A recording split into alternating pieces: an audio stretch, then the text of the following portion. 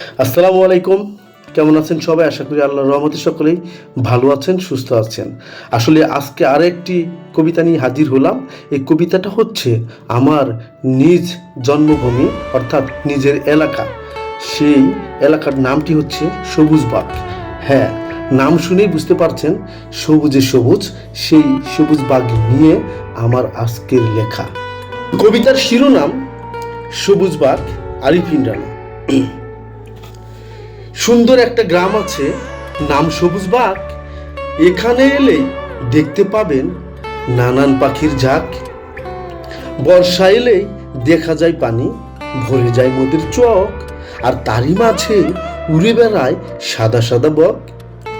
এই জমিতেই হয় যে আবার অনেক ধানের চাষ, আর এইসব নিয়েই সুখে আছি আমরা 12 মাস। সবুজবাগের দামাল ছেলেরা করে ভালো খেলা, কখনো ক্রিকেট আবার কখনো ফুটবল, রোজ বিকেল বেলা। সুন্দর একটা ক্লাবও আছে, নাম দুরন্ত, চ্যাম্পিয়ন ট্রফি, নাইন মোরা হই না যে ক্ষান্ত। এই ছেলেরাই করে যে আবার সামাজিক উন্নয়ন কাজ। জানি অর্থাৎ আমি বিশ্বাস করি এই ছেলেরাই দেবে একদিন সুন্দর একটা সমাজ। ধন্যবাদ সবাইকে।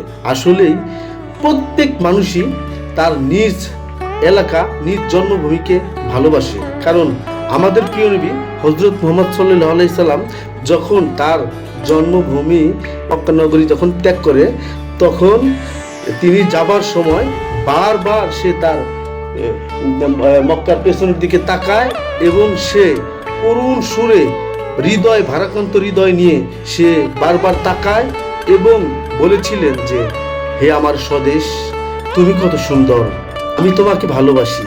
যদি আমার গোত্রীয় লোকেরা ষড়যন্ত্র না করত, তাহলে আমি কখনোই তোমাকে ছেড়ে যেতাম না। কাজে দেশপ্রেম ইমানের অঙ্গ। আর প্রত্যেকের এলাকাকে ভালোবাসুন। ইনশাল্লাহ প্রত্যেক নিজের অবস্থান থেকে যদি আমরা আমাদের এলাকা ঠিক করতে পারি, পাড়া মহল্লা, তাহলেই অবশ্যই বৃহৎভাবে মহল্লা থেকে প্রত্যেক মহল্লা এবং প্রত্যেক উপজেলা, জেলা, বিভাগীয় শহর তথা সমগ্র বাংলাদেশ একটি সুখ সমৃদ্ধিতে ভরে উঠবে।